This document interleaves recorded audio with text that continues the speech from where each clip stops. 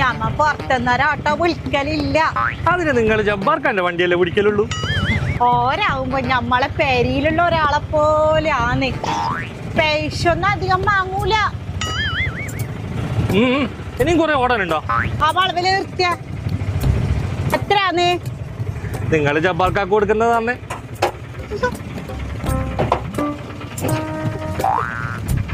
Hello, ഇതെന്താ 150? ജബ്ബാർക്കൊക്കെ നാ 150 കൊടുക്കല്. അത്ര തരൂലോ. ഇവിടത്തേക്ക് അതിന് 100 രൂപ ആവുള്ളൂ. എന്നാ ബാക്കി 50. കൊള്ളപ്പോന്ന് പാട്ടി. ജബ്ബാർ എത്ര കാലായി പറ്റിക്കുന്നു.